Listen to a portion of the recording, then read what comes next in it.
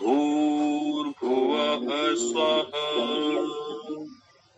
तत्सवितुर्वरेण्यं भर्गो देवस्य धीमहि धियो यो नः प्रचोदयात्। ॐ शन्नो देवीरभिष्टय आपो भवन्तु पीतये संयोरभिस्रवन्तु नः। ॐ वाक् वाक् ॐ प्राणः प्राणः ॐ चक्षुश्चक्षुः ॐ श्रोत्रं श्रोत्रम् ॐ नाभिः ॐ हृदयम् ॐ कण्ठः ॐ शिरः ॐ बाहुभ्यां यशोबलम् ॐ करतल करपृष्ठे ॐ भुः पुनातु शिरसि ॐ भुवः पुनातु नेत्रयोः ॐ स्वः पुनातु कण्ठे ॐ महः पुनातु हृदये ॐ जनः पुनातु नाभ्याम् ॐ तपः पुनातु पादयोः ॐ सत्यं पुनातु पुनः शिरसि ॐ खं ब्रह्म पुनातु सर्वत्र ॐ भूः ॐ भुवः ॐ श्वः ॐ महः ॐ जनः ॐ तपः ॐ सत्यम् ॐ ऋतं च सत्यं चाभिद्वा तपसोऽध्यजायत ततो रात्रिजायत ततः समुद्रो अर्णवः ॐ समुद्रादर्णवादधि संवत्सरो अजायत अहोरात्राणि विदधति स्वस्य मिषतो वसि ॐ सूर्याचन्द्रमसौ धाता यथा पूर्वमकल्पयत् दिवं च पृथिवीं चान्तरिक्षमथो स्वः ॐ सन्नो देवीर्यभिष्टयापो भवन्तु पीतये संयोरभिस्रवन्तु नः।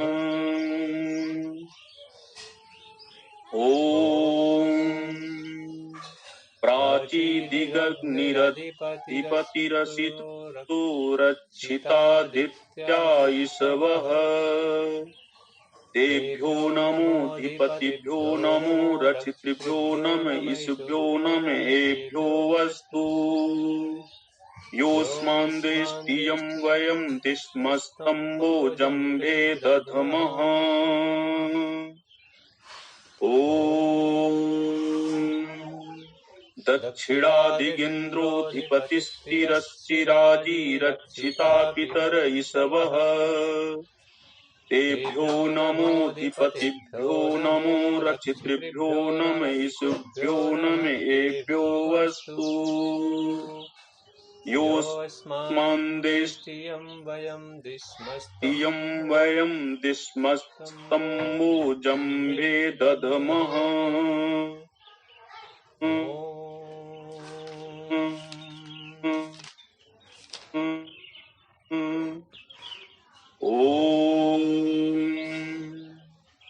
प्रतीची दिग्वरुडोऽधिपतिः प्रीदाकुरक्षितान्नमिषवः तेभ्यो नमोऽधिपतिभ्यो नमो रचितृभ्यो नम ईशुभ्यो नम एभ्यो वस्तु योऽस्मान् देष्टियं वयं दिस्मस्तम्बोजम्भे दधमः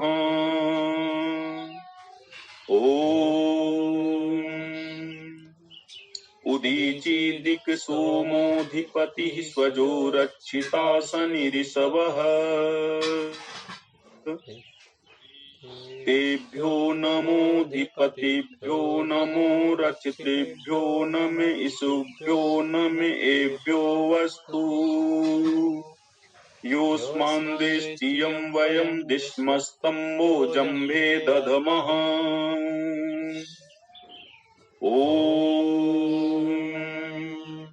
ध्रुवादिग्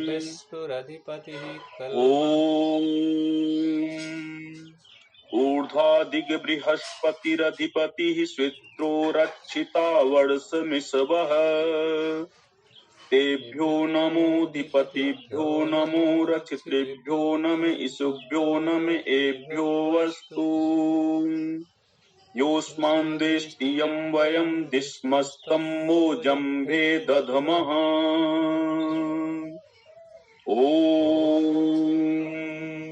उदयन्तं सस्परिष्वः पश्यन्त उत्तरम् देवं देवत्रा सूर्यमगन्म ज्योतिरुत्तमम्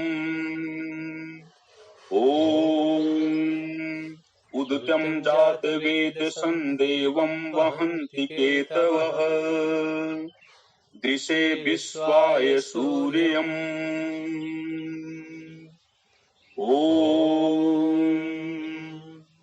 चित्रं देवानामुदगादनीकं चक्षुर्मित्रस्य वरुणस्याग्रेः आप्राद्या वा पृथिवी अन्तरिक्षं सूर्य आत्मा जगतस्य तस्थुषश्च स्वाहा तच्छक्षुर्देवहितं पुरास्तच्छुक्रमुच्चरत् पश्येम शरदः शतं जीवेम शरदः शतं शृणुयाम शरदः शतं प्रब्रवाम शरदः शतमदीनाः स्याम शरदः शतं भूयश्च शरदः शता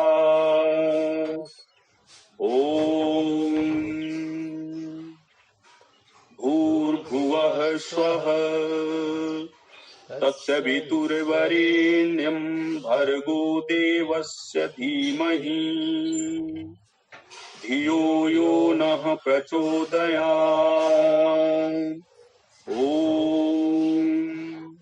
भूर्भुवः स्वः तत्सवितुर्वरेण्यं भर्गो देवस्य धीमहि धियो यो नः प्रचोदयात् भूर्भुवः स्वः तत्सवितुर्वरेण्यं भर्गो देवस्य धीमहि धियो यो नः प्रचोदयात् हे ईश्वर दयानिधे भगवत कृपयानेन जपोपासनादिकर्मणा धर्मार्थ काम मोक्षाणां सद्यः सिद्धिर्भवेन्नः। ओम नमः संभवाय च मयो भवाय च नमः शंकराय च मयस्कराय च नमः शिवाय च शिवतराय च। ॐ शांति शांति शांतिः।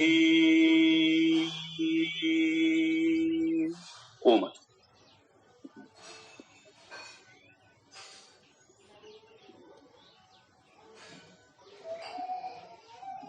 ओम। सभी श्रद्धेय आदरणीय श्रेष्ठ जनों को नमस्ते। सबको नमस्ते।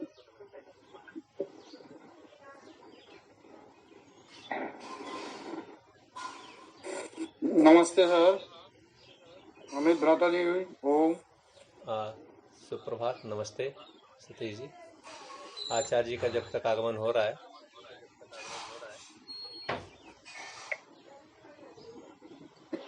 नमस्ते।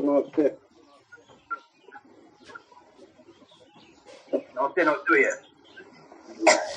सभी को नमस्ते। को नमस्ते हो।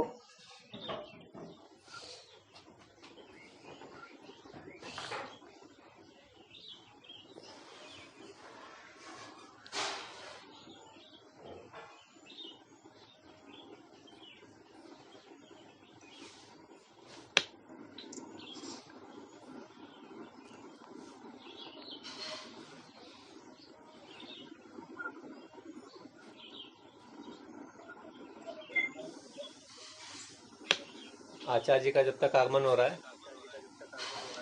कल हम सभी लोगों ने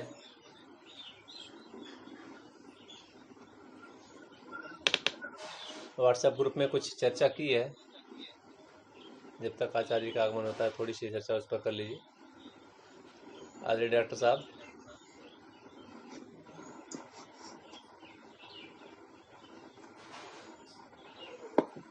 अमित जी ओम। जी अमित जी ओम। नमस्ते। यदि अनुमति हो तो एक भजन शुरू किया जाए। भानु जी। जी ओम व्रत जी। ओम। नमस्ते। अभी आचार्य जी का आगमन नहीं हुआ है, ठीक है। क्योंकि हम लोग 2-3 मिनट पहले थोड़ा कर लिया है। कल की चर्चा को थोड़ा सा आगे बढ़ा लीजिए, आचार्य से स्पष्टीकरण लेकर फिर आगे बढ़ेंगे। जी। कर्मफल सिद्धांत चल रहा था, बीच में बात आ रही थी कि एक बार इसको भी हम लोग गहराई से देखें, कर्मफल और उसका सिद्धांत क्या है, जी। आरंभ से लेकर अंत तक। तो विषय ऐसे ही छिड़ गया है तो सोचते हैं कि इसको लेके आया ही जाए, क्योंकि ये हमारे पूरे जीवन को प्रभावित करता है और हमारी सोच को, हमारे निर्णयों को, हमारे नीचे जाने के या ऊपर जाने को प्रभावित करता बहुत ज़्यादा, बहुत गहराई से। क्योंकि हम जो कुछ भी करते हैं, कहीं न कहीं से सीखते हैं कि करना चाहिए, नहीं करना चाहिए, क्या करना चाहिए, क्या नहीं करना चाहिए, परिणाम क्या है। तो इस पर थोड़ी चर्चा हो जाएगी, अच्छा रहेगा। भानु जी, कोई एक विषय कल का लीजिए, कल का एक विषय लीजिए और उसको आगे बढ़ाइए। डॉक्टर साहब। ओम भ्राता, सभी को नमस्ते। जी नमस्ते बहन जी। जी नमस्ते।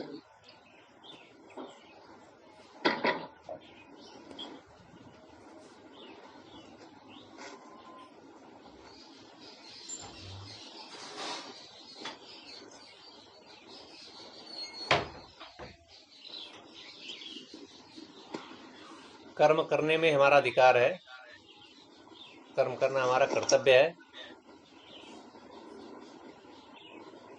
और फल पाने में, फल प्राप्त करने में हम स्वतंत्र नहीं है। जो भी मिलेगा हमारे क्रिया के अनुसार मिलेगा। धीरे धीरे आ रही, कम आवाज आ रही है।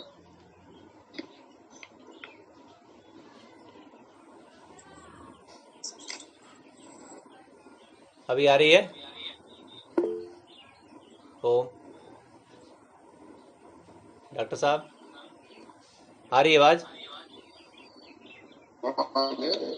थोड़ा दूर। अच्छा।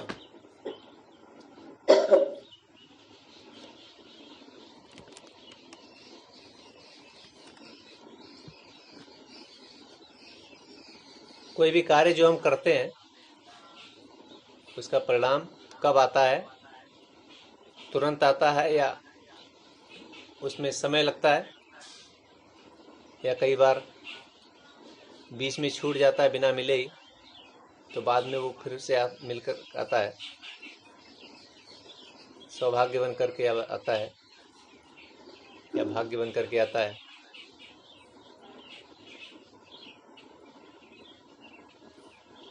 प्रकाश कुमार जी कह रहे थे कि वो उसमें भी उसकी मंशा होती है,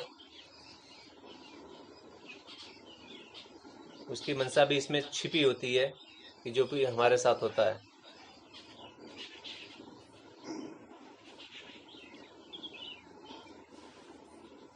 कर्म करवाने में ईश्वर की कोई मंशा नहीं होती। कर्म करने के लिए उसने सारा ज्ञान तो दे दिया, सृष्टि के आदि में दे दिया कि ये तुम्हें करना है, ये तुम्हें करना चाहिए, सबको मिलके करना चाहिए, एक साथ मिलके करना चाहिए, ये निर्देश तो आया हुआ है। लेकिन उसे करना न करना, निर्णय लेना, और वहां पर भी जैसे आचार्य जी बताते हैं कि चेक पॉइंट लगा हुआ है कि जब हम गलत करते हैं तो उधर से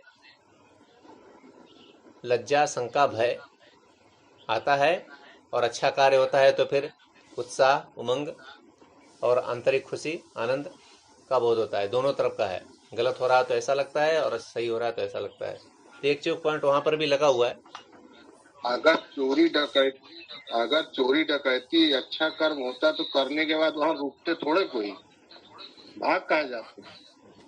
हाँ, कोई भाई अच्छा काम करता है व्यक्ति तो प्रदर्शन करता है कि देखो हमने किया है, दिखाना चाहता है। अच्छा करता है वो रुकता है, दिखाता भी है कि हमने ये कार्य किया है। जो धर्मानुसार जो कार्य नहीं करते वो भाग जाता है तुरंत वहाँ से करने के बाद, वहाँ रुकता नहीं है ज्यादा देर, कोई भी कार्य हो। इसका प्रश्न क्या था डॉक्टर जी? जो कर्म किया जा रहा है उसमें ईश्वर का हस्तक्षेप है कि नहीं है? अगर वो हस्तक्षेप में अगर होगा उसका, तो उसके परिणाम में भी उसका हस्तक्षेप होगा, वो भी जिम्मेदार होगा कि जो कुछ भी किया गया।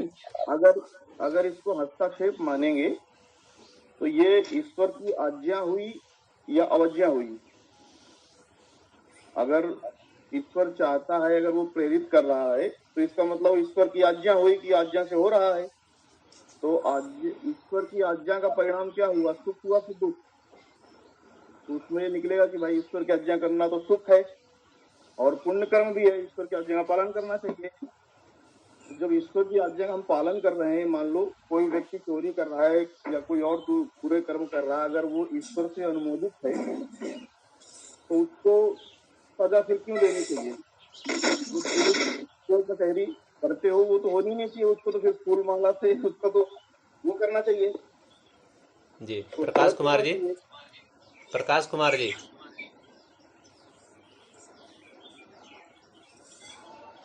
आदरणीय प्रकाश कुमार जी, आपने कल ग्रुप में डाला है मैसेज। देखो जी, कर्म जो होते हैं, कर्म तीन तरह, मतलब इसकी तीन कैटेगरी होती है कर्म की। एक होता है जी मन जो भगाता है लेके, जो है आत्मा तो काफी अच्छे कर्म के लिए, लेकिन मन जो भगाता है, जो है मन को कंट्रोल करना ही जरूरी है। जो है अभी भारतन जी रुक जाइए, अभी प्रश्न ये हो रहा है कि जो हमने किया है, संस्कार से प्रेरित होकर यही कर्म किए जाते हैं, संस्कार से प्रेरित किए जाते हैं तभी कोई कर्म होते हैं।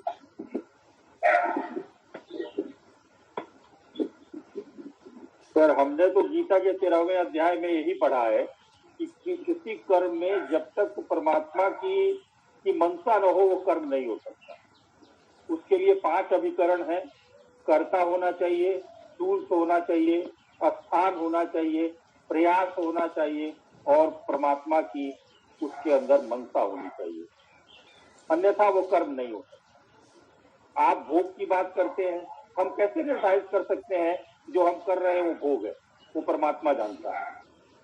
उस भोग का भी कर्म बनता है, ऐसा नहीं है कि वो भोग है। और हम कैसे निर्धारित कर सकते हैं कि हम जो कर रहे हैं वो भोग है?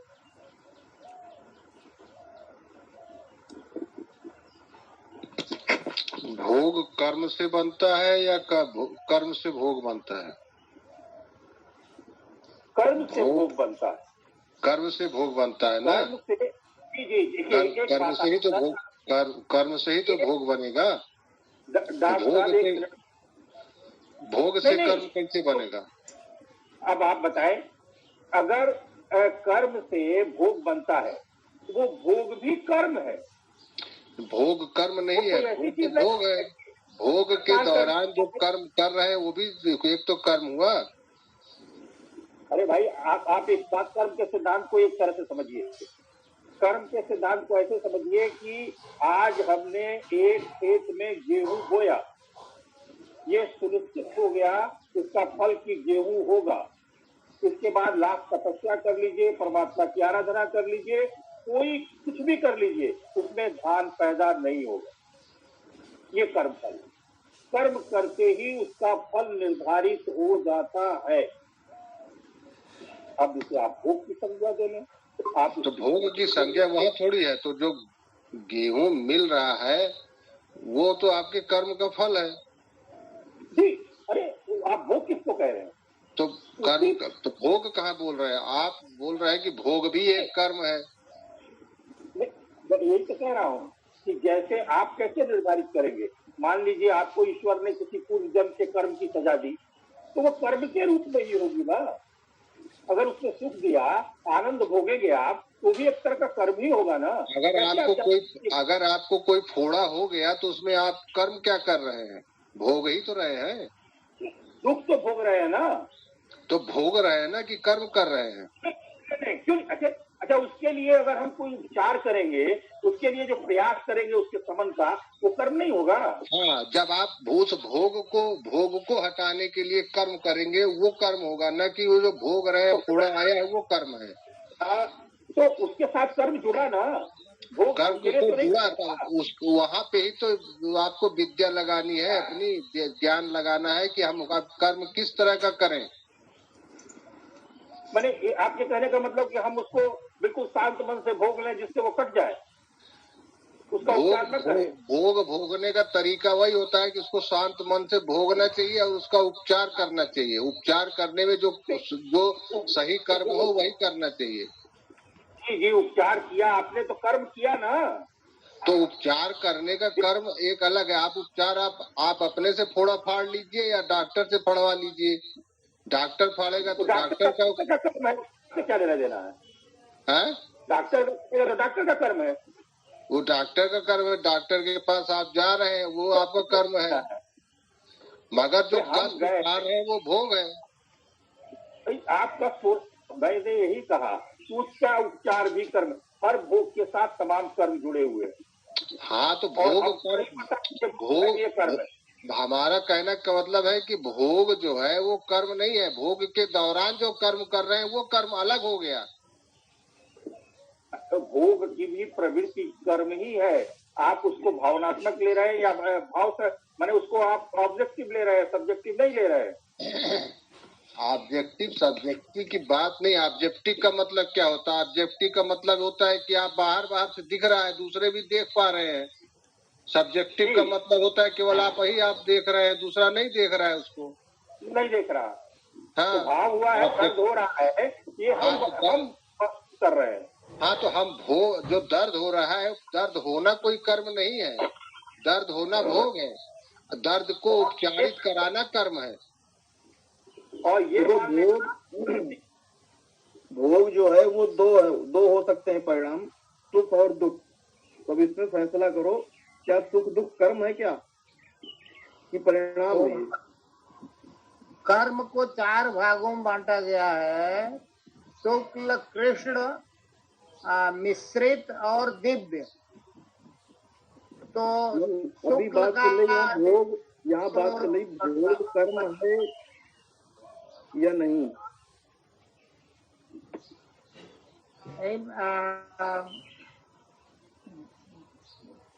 भोग क्या? भोग कोई आपका कर्म या भोग है। अरे इसको दूसरे तरह समझिए। अगर आपका जन्म पेड़ के रूप में हो गया भोग के लिए, तो वहाँ कर्म कहाँ है? लेकिन अगर कोई कर्म आपका वहाँ भी कर्म है, आप पेड़ के रूप में आ गए, वातावरण को ऑक्सीजन दे रहे हैं, पेड़ों की छाया लोगों को दे रहे हैं, फल फ्रूट दे रहे हैं, ये आपका कर्म है। नहीं, बिल्कुल नहीं। आप एक ही जगह पर स्थिर है, आप घूम फिर नहीं सकते हैं, आप अपनी संवेदनाओं को व्यक्त नहीं कर सकते, ये भोग है। जी नहीं, उसका कोई कर्म फल नहीं होता है। कौन अगर वो जन्म लिया तो आपको देखिए कर्म फल होता है? बिना कर्म फल के कोई भी भोग मिलवे नहीं करता। सुनिए भारतेंद्र जी, जो मनुष्य के अलावा किसी का भी कर्म फल नहीं बनता है, सब भोग योनिया है, केवल भोग योनिया। यही तो मैं कह रहा हूँ। तो आप कैसे कह रहे हैं कि ऑक्सीजन देना कर्म फल है? वो उसका कर्म फल है, वहाँ पे कर्म कर रहा है, वो कर्म काम क्रिया कर रहा है, कर्म नहीं है, वो क्रिया है उसकी। प्रकाश जी बता रहे हैं जी, प्रकाश जी इस्लामिक थियरी बता रहे हैं। जी नहीं, हमको आचार्य जी ने बताया कि भोग योनि है वो, वहाँ कोई कर्म फल नहीं होता है। भोग योनि में क्रिया किया जाता है, कर्म नहीं होता है, कर्म संचय नहीं होता है, क्रियाएं होती हैं। और क्रिया मानिए ना, तो फिर क्यों कहते हैं कि ऑक्सीजन देना कर्म है? क्रिया है भ्राता जी, चलिए सुधार कर लीजिए, वो कर्म नहीं है, क्रिया है जी। बात यहाँ से स्टार्ट हुई थी कि जो भोग है वो भी कर्म है, हम लोग इससे चर्चा कर रहे थे। आप उसको अंदर दो विभक्त कर लीजिए। भोग जो आप भोग रहे हैं, जिसको आपने कर्म में कोई नहीं किया, अगर उसके साथ कोई कर्म जुड़ेगा तो कर्म फल होगा, चाहे उसके समन के लिए कीजिए, चाहे उसको बढ़ाने के लिए कीजिए। आप बड़े सुखी हैं और वो कर्म भोग ही हो, और उस सुख को और विस्तृत करने के लिए अगर कोई प्रयास करते हैं और कर्म करते हैं तो उसका फल भी सुनिश्चित होगा। सुनिए प्रकाश जी सुनिए, एक एग्जाम्पल दे रहा हूँ आपको।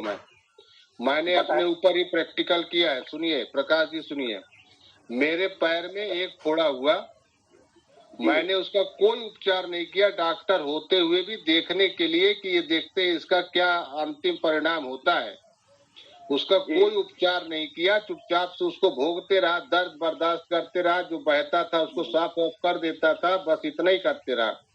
उस फोड़े में आज भी निशान पड़ा हुआ है, और वो फोड़े के निशान की जगह सफेद दिखता है हमारे पैर में।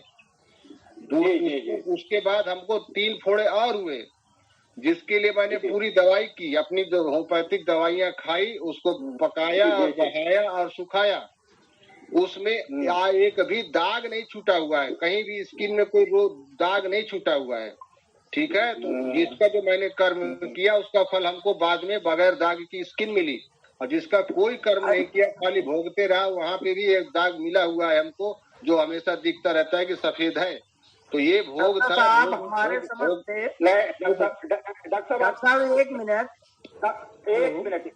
डॉक्टर साहब, आप कर्म के कोई भोग नहीं सकता। अरे भाई वो सिकंदर जी वो हो गया, सिकंदर जी वो बात हो गई, बगैर कर्म के भोग नहीं बनेगा। अब मामला यहाँ पे है कि भोग भी कर्म है क्या?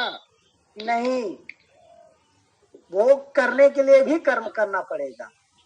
वही तो वो आगे जो कर्म करेंगे उसका अलग फल बनेगा। मगर जो भोग रहे हैं वो कर्म है कि कर्म फल है? क्या कर रहे हैं? जो आप भोग रहे हैं वो कर्म है कि कर्म फल है? कर्म फल है, कर्म फल है। हाँ, तो कर्म फल है, वो कर्म नहीं है वो। ओम डॉक्टर साहब, जो कल का मूल प्रश्न था, पहला प्रश्न कि जो हमारा कर्म है, जो विधि का विधान है, उसमें परमात्मा की मनसा भी छिपी हुई है, ऐसा प्रकाश जी का कहना है। जो विधि विधान है, इसमें जो हम कर्म करते हैं उस कर्म में परमात्मा की मनसा भी छिपी हुई है, कि अगर हम कुछ भी गलत करते हैं, सही करते हैं, तो उसमें परमात्मा की भी मनसा। अमित जी भाषा का ध्यान दे, मैंने ये कहा कि कोई भी कर्म बिना प्रभु के आदेश के, बिना उसकी अनुमति के, बिना उसकी मनसा के संभव नहीं है, ये कर्म का सिद्धांत कहता है। आपने गीता के 13वें अध्याय में आपने जो लिखा है मैं इसको सीधे अगर पढ़ अगर रहा ऐसी हूँ। अगर मानता प्रकाश है जी, तो फिर आपको ये स्वीकार करना पड़ेगा प्रकाश जी, कि एक मिनट भानु जी, मनुष्य भानु जी, स्वतंत्र है, परमात्मा ने मनुष्य को स्वतंत्र बनाया है, जिस कर्म करने और फल भोगने का मनुष्य को स्वतंत्र बनाया है। भारतन जी थोड़ा शांत होइए। मनुष्य को भारतन जी, स्वतंत्र बनाया है। करने को स्वतंत्र बनाया है, फल भोगने को स्वतंत्र नहीं बनाया है। भारतेंद्र जी थोड़ा शांत होइए, सभी लोग शांत होइए। कर्म करने के लिए स्वतंत्र बनाया है जो है, भारतेंद्र जी, इसी हिसाब से आदमी भोगता है। भारतेंद्र जी थोड़ा शांत होइए। जो लिखा है इन्होंने मैं पढ़ रहा हूँ, विधि का विधान, यदि परमात्मा की मंशा न हो तो कोई कर्म संभव नहीं है। ये आपके लाइन है। इस पर बात हो रही है कि जो हम कर्म कर रहे हैं उसमें परमात्मा की मंशा छिपी है या नहीं। आप शायद उसी पर अभी स्टैंड कर रहे हैं। अगर हम इस सिद्धांत को मानेंगे तो हमें वो बाबा मानना वाली पड़ेगा लाइन बोल दी कि ईश्वर अन्यायकारी है। बाबा वाली जितने भी पूरे संसार में जितनी भी बुरी घटनाएं घटती हैं, अन्याय अत्याचार से लेकर के पापाचरण से लेकर के, वो सारे आरोप ईश्वर पे लग जाएंगे अगर हम ऐसी मंशा और इस सिद्धांत को लेकर चलेंगे, जबकि ये वेद विरुद्ध बात है। ऐसा नहीं है। जीव कर्म करने में स्वतंत्र है। जैसे कोई परीक्षार्थी परीक्षा देता है, उस बीच में टीचर परीक्षा देने वाले का हाथ नहीं पकड़ता कि आप ये गलत आंसर दे रहे हो या सही दे रहे हो। वो 3 घंटे 4 घंटे बड़े आराम से पेपर देता है, बाद में उसका परिणाम आता है। जो जैसा उत्तर देता है उसको वैसा फल मिलता है। सेम वही उदाहरण इसके लिए भी है कि जीवन जब मिला हुआ है तो पूरा जीवन कर्म करने में जीव पूरा स्वतंत्र है। ईश्वर कभी किसी को नहीं रोक टोक करता। उससे कुछ सांकेतिक जरूर होते हैं कि बुरे कर्म में वो भय शंका लज्जा आदि उत्पन्न करता है और अच्छे कर्म में वो उत्साह साहस और आनंद आदि की अनुभूति देता है, और बाकी किसी को रोकता नहीं है, ना तो वो मनसा होती है। अगर हम मान लेंगे कि वो मनसा है या सिद्धांत है कि ईश्वर किसी कर्म को अनुमोदित करता है या प्रेरित करता है, तो उसमें आपको ईश्वर के ऊपर काफी आरोप लग जाएंगे जो वेद विरुद्ध हैं। क्योंकि दुनिया में तो हर तरह कर्म हो रहे हैं, पापाचरण भी हो रहा है, अत्याचार भी हो रहा है, व्यभिचार भी हो रहा है, और ये सब जितनी आतंकवादी गतिविधियां हैं ये सब ईश्वर के ऊपर थोप जाएंगी। क्या इसको स्वीकार करने, आप इसको स्वीकार करते हैं? एक मंत्र आया है, सुपर्णा सखाया मानव जाते। आत्मा और परमात्मा दोनों ही के अंदर हैं। परमात्मा कुछ बोलता है, सिर्फ देखता है आप कर रहे हैं। तो किसी भी काम में की अनुमति नहीं है या कि मना करते हैं, ऐसा कुछ नहीं है। ये जो उदाहरण दिया गया है था, वो उदाहरण का संदर्भ कुछ और है, सब्जेक्ट कुछ और है। जहाँ से दिया गया है वो हम जब मोक्ष मार्ग के लिए और मुक्ति के लिए या अच्छे कर्म करने के लिए करते हैं, तो उसमें ये बताया गया है कि ईश्वर का अनुमोदन बहुत जरूरी है। ईश्वर का भी उसमें साथ जरूरी है ये कर्म करने के लिए। ये वो वहां का प्रसंग है, हर बुरे कर्म के प्रसंग के लिए नहीं है। नहीं, आपका जो विचार है ये शास्त्रीय विचार यही है। आचार्य जी संदर्भ में जो भाई जी बता रहे हैं, इसी संदर्भ में आचार्य जी ने इसकी चर्चा कर चुकी है, तो यही शास्त्रीय विचार है। जी प्रकाश कुमार जी कुछ कहिएगा। ईश्वर की मंशा हमारे कर्म में होती है या नहीं होती है? एक लोग बोल रहे हैं तो बाकी लोग म्यूट कर लीजिए, सबका खुला रहता है। एक लोग जब बोल रहे हैं बाकी लोग म्यूट कर लीजिए। जी प्रकाश कुमार जी, आदरणीय प्रकाश कुमार जी।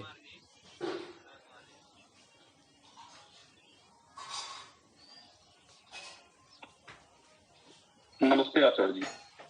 आचार्य जी का आगमन हो गया है। आचार्य जी अपने जी आचार्य जी नमस्ते आचार्य जी। नमस्ते आचार्य जी। अच्छा आचार्य जी नमस्ते। जी नमस्ते। नमस्ते आचार्य जी। ओम। ठीक है। ओम आपके रहने पर चर्चा खूब हुई है, हो रही है। आचार्य जी नमस्ते। भारतन जी थोड़ा शांत होइए। आचार्य जी चर्चा करिए। ओम। अगर इसका क्लास शुरू करने का मतलब क्या हुआ? आचार्य जी, थोड़ी सी भूमिका में बता दूं कि हुआ क्या है। कल का एक प्रश्न आया था प्रकाश कुमार जी का, विधि का विधान जो मार्केट में खूब चल रहा है, विधि का विधान है, जो कुछ भी हो रहा है विधि का विधान है भैया। मरना है उनको लिखा है तो मरेंगे वो, उनको कष्ट भोगना है तो भोगेंगे वो। तो इसमें प्रकाश कुमार जी ने लिखा कि यदि परमात्मा की मंशा न हो तो कोई कर्म संभव नहीं है। यह सत्य है या नहीं?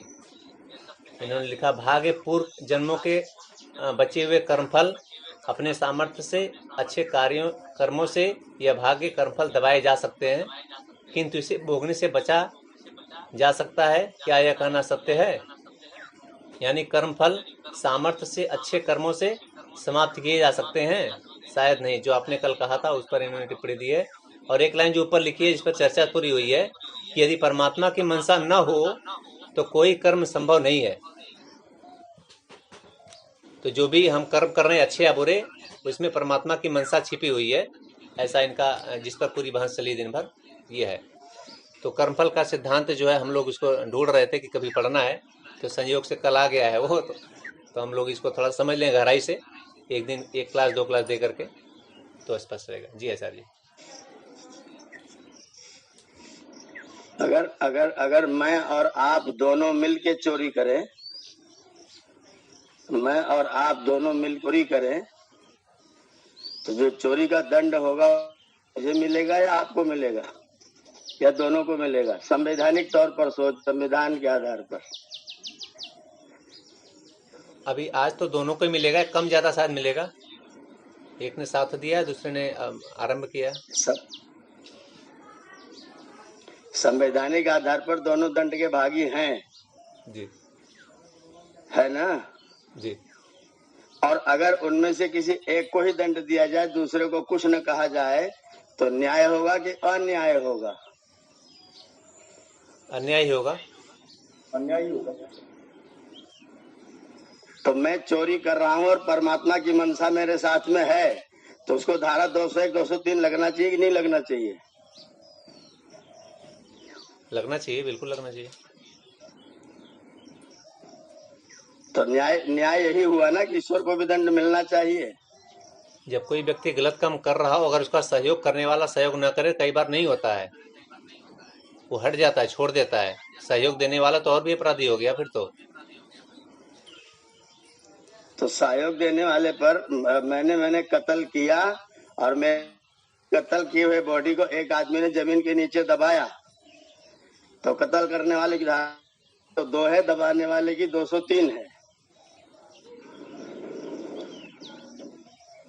दोनों को दंड मिल रहा है, दोनों कर्मफल के भागी हो रहे हैं जी। इसलिए अगर परमात्मा की मेरे कर्मों में मनसा होगी तो दंड का भागी परमात्मा भी होगा, और परमात्मा दंड का भागी होता नहीं है, इसलिए मेरे कर्मों में परमात्मा की मनसा है, ये कहना एकदम गलत है। मेरे कर्म करने में परमात्मा की मनसा नहीं होती, मेरे कर्म करने में जीव कर्म करने में स्वतंत्र है।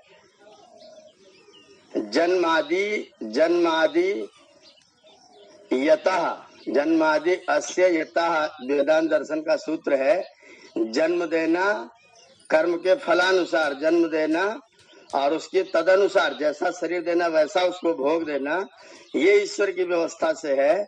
बाकी मेरे कर्मों में अगर वो सहभागी है तो फिर पाप का भागी भी उसको होना पड़ेगा। इसलिए यह सिद्धांत एकदम गलत है कि परमात्मा मेरे कर्मों में सहभागी है। मैं स्वतंत्र जीवात्मा हूँ, मैं जो कर्म करता हूँ तदनुसार हमको फल की प्राप्ति होती है। अगर मैं बुरे कर्म करता हूँ तो कष्ट प्राप्त करता हूँ, अच्छे कर्म करता हूँ तो सुख प्राप्त करता हूँ। परमात्मा की सहभागिता आपके कर्मों में नहीं होती है। जी, ये सिद्धांत है। जो कर्मफल का सिद्धांत आचार्य जी, जो करना है हमें, दूसरी बात रहेगी कर्म जी, जो हमें करना है जी, इसका निर्देश तो उसने दिया है, उसी ने दिया है।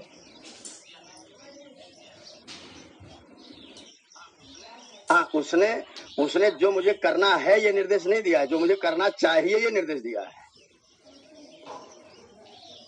उसने वो निर्देश दिया है कि मुझको जी परमात्मा की मंशा न करके परमात्मा की व्यवस्था कहा जाए। नहीं, व्यवस्था भी कर्म करने में नहीं, फल भोगने में व्यवस्था है, बस कर्म करने में नहीं, कोई व्यवस्था नहीं है। परमात्मा का आदेश कहेंगे ना उसको, जो 20,000 से ऊपर कर्म करने में आपकी स्वतंत्रता है, आप उसको जैसा चाहें कर सकते हैं। अगर परमात्मा आपके कर्म करने की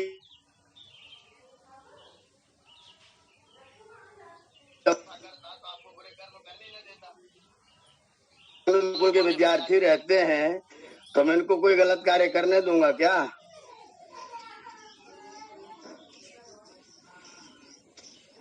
अगर मेरी ही व्यवस्था में वो कर्म करते हैं तो मैं उनको कोई गलत कार्य करने दूंगा?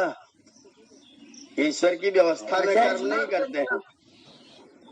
व्यवस्था से मेरा तात्पर्य ये आशा जी, व्यवस्था से कि आपने बताया हुआ है कि मनुष्य योनि ही केवल कर्म योनि है, बाकी योनियां भोग योनि है। तो कर्म योनि की व्यवस्था जो ईश्वर की है उसमें हम कर्म करने के स्वतंत्र हैं। तो ये इस रूप में व्यवस्था शब्द मैंने कहा जी। आचार्य जी एक शब्द आता है गैर इरादतन, हाँ, आप तो इसके बारे में थोड़ा सा करते चलिए। ये जो गैर इरादतन है ना, आपके संविधान की बदमाशी है, वो आपके संविधान का भ्रष्टाचार है। अगर गैर इरादतन करेगा तो हत्या होगी ही नहीं, आप गोली चलाओगे ही नहीं तो गोली से आदमी मर जाएगा, आप लाठी से मारोगे नहीं तो आदमी मर जाएगा। अब आप कह रहे मैं मारने के लिए नहीं मार रहा था, खाली डराने के लिए मार रहा था।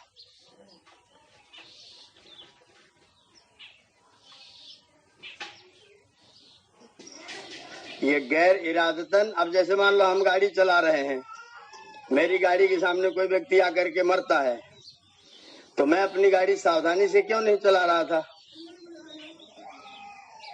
मैं अपनी गाड़ी ठीक देखभाल करके अपने कंट्रोल में अपने नियमन में रख करके उसको क्यों नहीं चला रहा था? तो गैर इरादतन है कि इरादतन है? हत्या खाली हत्या होती है बस। आचार्य जी अब मैं मैं अपना मकान बना रहा। आचार्य जी आपके गाड़ी पीछे से कोई टकरा जाए तब क्या कहें? पीछे टकरा जाए उसकी गलती, वो मारा, मैंने उसे थोड़ी मारा है। अगर वो मेरी गाड़ी से पीछे से आके खुद मर रहा है तो फिर उसकी खुद इरादा कर रहा है मरने का, उसमें हत्या के दोषी तब भी आपको बना। ये संवैधानिक भ्रष्टाचार है, इसीलिए मैं कहता ये संवैधानिक भ्रष्टाचार है। जो उसको आपको दोषी बनाएगा ये संविधान की लोच है। ये संविधान, इसलिए व्यक्ति अन्याय करता है संविधान के चक्कर में। मेरी गाड़ी खड़ी है और आप आके मार रहे हैं, मैं हत्या का दोषी किधर से हो गया है? आचार्य जी मेरा निवेदन है प्रश्नोत्तर काल को थोड़ा कम किया जाए, ये पूरा समय प्रश्नोत्तर में निकल जा रहा। नित प्रश्नोत्तर भी ज्ञान की वृद्धि के लिए ही है। प्रश्नोत्तर कोई इधर उधर की वार्ता के लिए नहीं। तो बिल्कुल ये जो कर्म वाली व्यवस्था है ना, इसको निष्कर्ष में लेना, इस पर विचार करना बहुत आवश्यक है। ये सिद्धांत जो हम लोग पढ़ रहे हैं, उन सिद्धांतों को पढ़ने का प्रतिफल है कि हमारे कर्म कैसे होने चाहिए। तो सार्थक प्रश्नोत्तर तो चलने दें, परिषद भी हम लोग पढ़ेंगे, उसी से संबद्ध ही ये सारे प्रश्न हैं। आचार्य जी जी एक दूसरा प्रश्न था कि भोग है, स्थितियां हैं इसमें डॉक्टर साहब। जैसे मान लीजिए कि मैं 1 साल तक जेल में रहूंगा, मुझे 1 साल तक जेल में रहने का दंड मिला। अब मैं जेल में रहते रहते भी जेल के नियम जैसे है आप इतने बजे सोएंगे, आप इतने बजे जगेंगे, इतने बजे खाएंगे। उसके बीच के टाइम के लिए उन्होंने कोई व्यवस्था नहीं बनाई हुई। आप क्या करेंगे? वो टीवी लगा देंगे, आप टीवी देखिए, अखबार दे देंगे, अखबार पढ़िए। आप उसी समय पर सत्यार्थ प्रकाश पढ़ रहे हैं, उपनिषद पढ़ रहे हैं, गीता पढ़ रहे हैं, तो भोग भी भोग रहे हैं, कर्म भी कर रहे हैं। नहीं, वो भोग के साथ जो कर्म कर रहे हैं उसका फल तो बाद में आएगा। हाँ, बिल्कुल बिल्कुल आएगा। वो कर्म और भोग अलग अलग चीजें हैं। वो भोग भोग रहे हैं, वो कर्म कैसे हो सकता है? नहीं, आपको जो जेल हुई है वो कोई कर्म नहीं है, वो तो आपका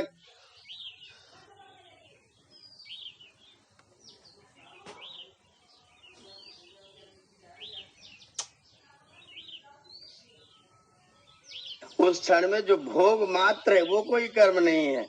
उसी बीच में अगर आप कोई कर्म करते हैं तो आप क्या कर्म है? वो आपका नया कर्म हो रहा है, वो भोग नहीं है और भोग कर्म नहीं है।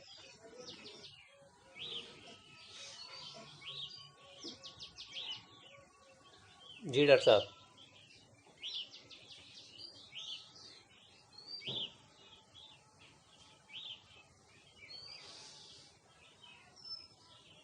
और आज के बाद ऐसी गलती कभी करूंगा ही नहीं। वो खड़ा खड़ा प्रायश्चित कर रहा है, 1 घंटा दोनों व्यतीत कर रहे हैं, लेकिन एक व्यक्ति उसे प्रायश्चित कर रहा है, एक व्यक्ति दंड देने वाले को गाली दे रहा है।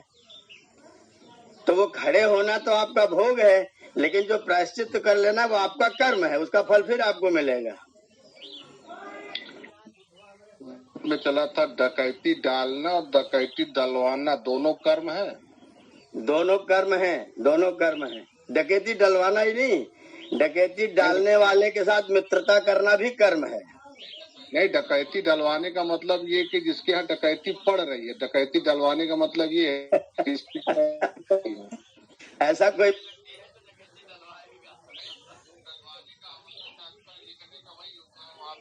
एक डकैती डाल रहा है, एक क्या डकैती पड़ रही है। तो जो डकैती डाल रहा है वो और जो डकैती जिसके यहाँ पड़ रही है वो दोनों के कर्म है क्या? दोनों एक कर्म कर रहा है, एक भोग रहा है। हमारा कहने का मतलब जो डकैती डाल जो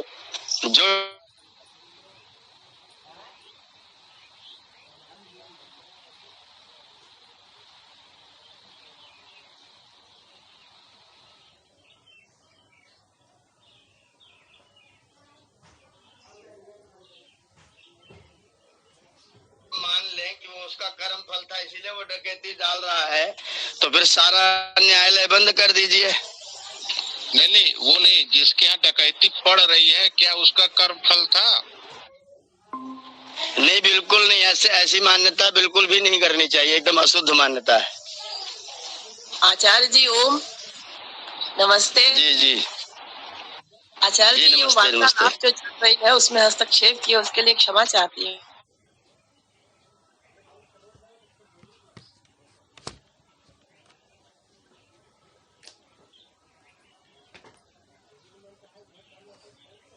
अनुमोदन किया है इस कर्म का। कृत माने किया है जिसने, जी, और कारित जिसके द्वारा कराया किया है, कारित माने करवाया है, अनुमोदित माने जिसने उसका जी अनुमोदन किया है, समर्थन किया है। जी, तो तीनों उसमें हुए? बिल्कुल बिल्कुल हुए, क्यों नहीं हुए? तो सबसे अधिक कौन हुआ आचार्य जी? जो कृत है, जो करने वाला है। अच्छा, कारित जिसने देखो, जिसने किया है वो व्यक्ति मनुष्य है, वो व्यक्ति जीवात्मा है, और जीवात्मा कर्म करने में स्वतंत्र है। तो तुमसे किसी ने करवा कैसे लिया? मतलब तुम ज्यादा दोषी हो। हाँ आचार्य जी, बहुत सही, आपने हमको जवाब दे दिया, मिल गया जवाब। जो किया वो ज्यादा दोषी। तो आपने मानी क्यों भाई? जी जी जी आचार्य जी, हाँ बिल्कुल सही। और जो अनुमोदन करने वाला, जी, अनुमोदन करने वाला भी पाप का भागी है, लेकिन कृत वाला ज्यादा होगा।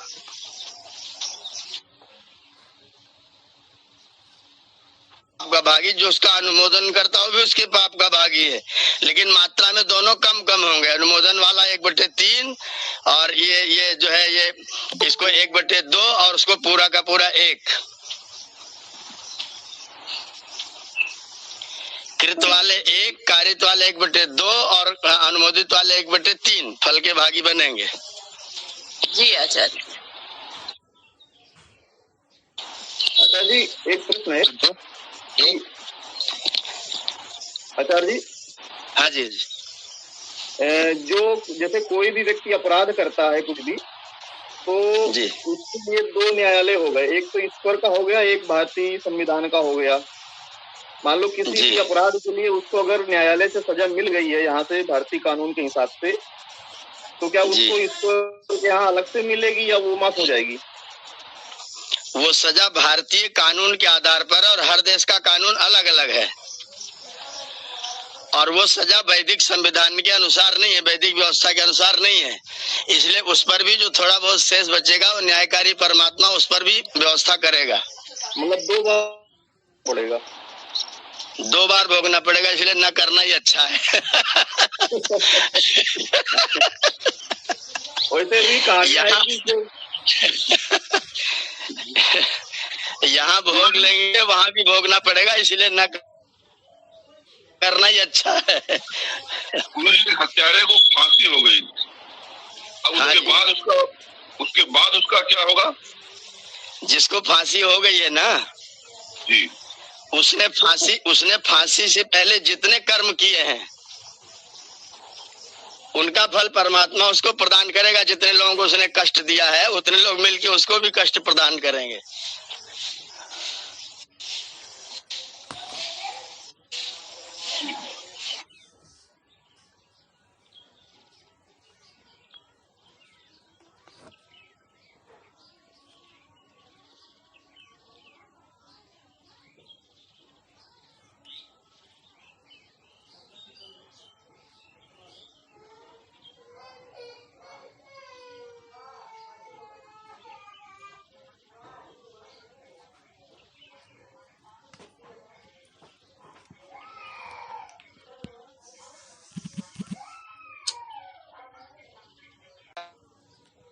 है गरीब होके पैदा होना हमारी नियति है, और गरीब होके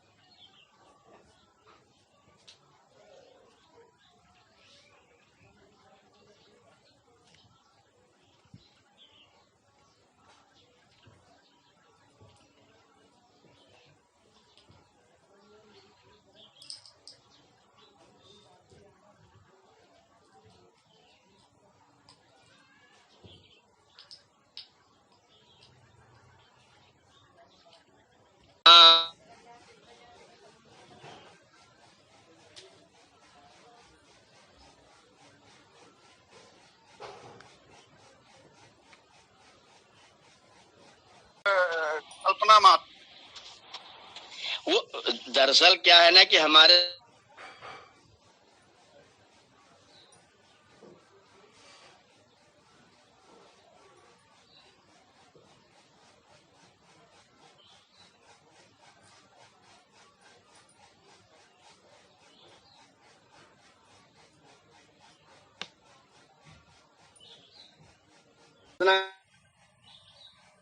करने का ये करना चाहिए, हम लोग भी करते हैं, सब कोई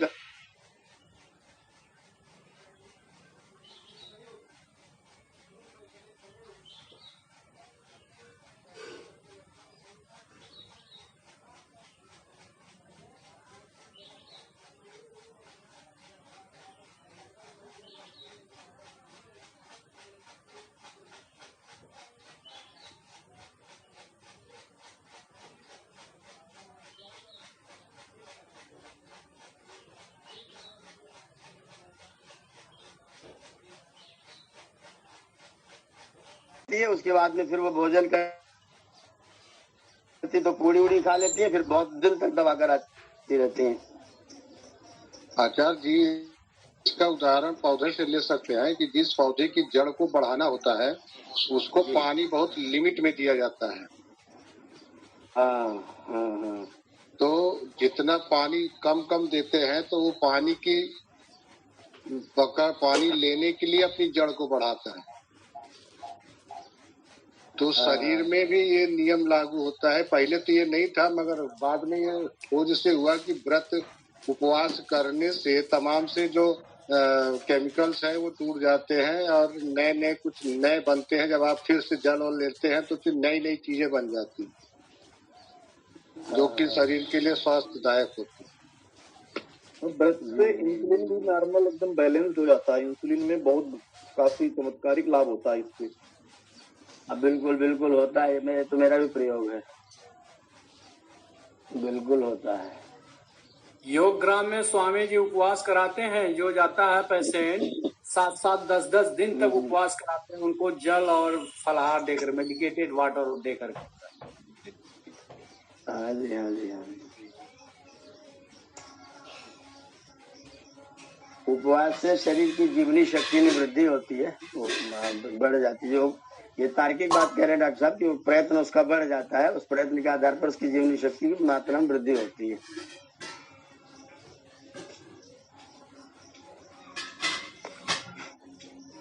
आचार्य जी, व्रत रहने पर परिवार के लोग मानते नहीं है, कुछ न कुछ खाने के लिए बाधा कहते हैं कि खाइए जरूर।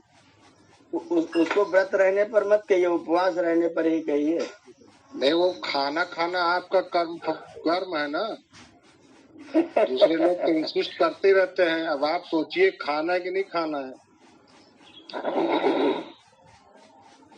परिवार के लोगों को बता दीजिए कि मैं अपने नियम का ही पालन करूंगा, इसमें कोई व्यक्ति व्यवधान न करे। मैं जैसा चाहूंगा, जब मैं कहूँगा तो मुझे दे दिया जाए।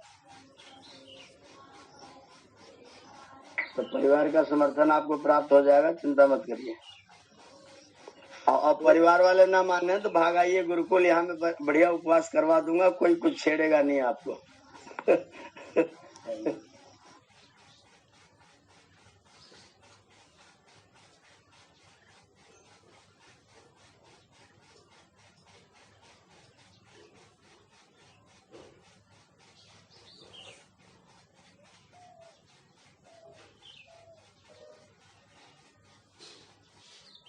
एक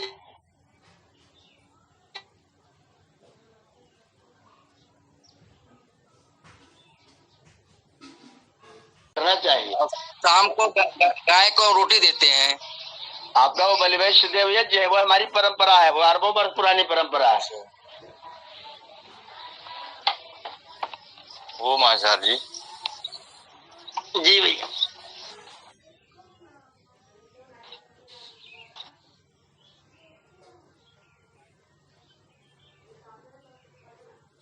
करने के लिए तो मेरा ऐसा मत है कि सभी को जोड़ कर जो सनातन जिहादियों को आगे बढ़ाने में ये जो हमारी, जिनको हम आज परंपरा कह रहे हैं, वो भी एक बहुत बड़ा कारण है। जी जब मेरे कहने का तात्पर्य रहे हैं ना, जिहादी होने में एक बहुत बड़ा कारण है। जी राघवेंद्र जी, जो कानून आ रहा है और अल्पसंख्यक आप हो जाएंगे। मेरा मत ये था, कहने का मेरा तात्पर्य ये है कि जैसे हम यहाँ 40-42 लोग हैं, उसको साथ लेते हुए साथ में अपना जो हम समाज को देना चाह रहे हैं वो दें। अभी जैसे आचार्य जी, एक उदाहरण मैं लूंगा, अपने घर से ले रहा हूँ। मैंने कहा आज जो है हम गायत्री मंत्र का जाप करेंगे, तो ये हुआ कि नहीं, पहले दुर्गा चालीसा कर लीजिए। अब उसी में बहस करने लगता तो वो नाराज होती। मैंने कहा ठीक है, दोनों कर लेते हैं। धीरे धीरे जब किया जाएगा, धीरे धीरे उनकी भी जड़ता समाप्त होगी।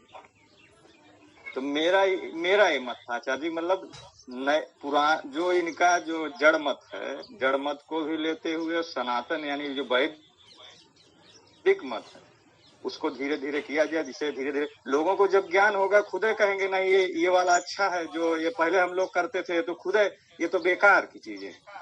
जब हम कुछ करने लगेंगे तो तभी ना लोग हमारी बात पे विश्वास करेंगे। पहले में तर्क किए जा रहे हैं, ऐसा नहीं करना, वैसा नहीं करना है। तो ये मेरा कहने का तात्पर्य था आचार्य जी। भ्राता जी हम आपसे सहयोग बात है मध्यम मार्ग, ये मध्यम मार्ग लेके चले। बहन जी मध्यम मध्यम मध्यम मार्ग चलाते चलाते कई हजार साल व्यतीत हो गए। आचार्य जी पता चला तलाक हो गया। सुंदर ने मध्यम मार्ग वाले ने आज तक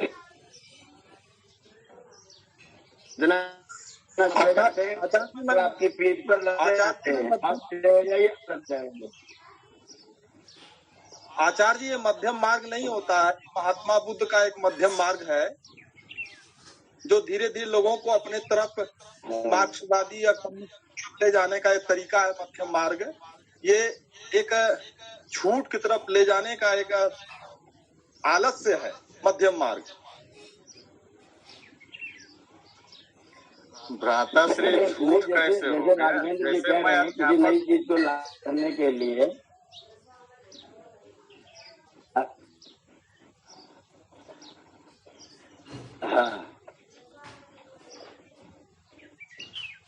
जो जी कह रहे हैं कि हमें अपनी चीज नई चीज लागू करके उसके बदल में उनसे अच्छी चीज पैदा करना चाहिए, उनसे देना चाहिए। अगर हमारी चीज व्यवहार उनके साथ सरलतापूर्ण सहजतापूर्ण होगा तो आज एक कल आपकी बात चुपचाप अच्छा विवाद वो भी करते हैं, विवाद आप भी करते, विवाद के बाद तुम्हारी तुम नहीं क्यों बात ही खत्म हो गई। किसी चीज को लागू करने के लिए जैसे किसी व्यक्ति ने 10 दिन का भागवत कराएंगे, दूसरे व्यक्ति ने कहा ठीक है आप अपना भागवत करा लो और उसके बाद जब अगले 6 महीने बाद जब हमारे यहाँ कार्यक्रम होगा तो हम एक वेद पारायण कराएंगे। अब मैंने आपके भागवत को स्वीकार कर लिया तो आप मेरे वेद पारायण को स्वीकार करिए, उसको सुनिए। तो वो ये कोशिश करेंगे कि आप अपना वाला न करो, वहां पे को दृढ़ता पे हम पालन करेंगे। अगर आपको ठीक लगे तो बात बताना, तो उनको जो ठीक लगे तो थोपेंगे आपके ऊपर। पर आप जब नया करना चाहोगे तो आप वाले भी डंडा खड़ा करेंगे, फिर वो मध्यम मार्गी नहीं बनते हैं। हम ही मध्यम मार्गी बनते हैं जिनको नया लागू करना है। वो अपने पुराने को चलाते रहने में एक मार्गी रहते हैं, हम अपना नया लाने में मध्यम मार्गी हो जाते हैं। अगर 6 महीने में एक कार्यक्रम वेद पारायण का हो और 6 महीने का कार्यक्रम भागवत का हो तो भागवत सुनने के बाद जो वेद पारायण सुनेगा वही तो निर्णय करेगा ये वाला ठीक है, ये वाला ठीक है। अगर वो आप वाला करने दें तो ठीक है, तो फिर आप इसको लेकर के आइए और उनको समझाते अपने में बदल लीजिए। अगर वो आप वाले में रोड़ाई अटका दें, होता है सैकड़ों जगह है, मेरे पास बहुत सारे उदाहरण है। वो लोग अपना वाला करेंगे, आप वाला करने की वजह से तो पूरा परिवार छोड़ के घर भाग जाता है, आपके साथ सम्मिलित नहीं होता है। आप एक घर में वेद पारायण यज्ञ हो रहा है और उसी के भाई लोग यजमान बनने तक को तैयार नहीं है। और भागवत कथा में वो चाहते हैं कि मेरा भाई सबसे आगे बढ़ करके पैसा इकट्ठ करके साथ में देता है। वो मध्यम मार्ग बिल्कुल नहीं करते, हम मध्यम मार्ग बन के अपना वाला समाप्त कर लेते हैं।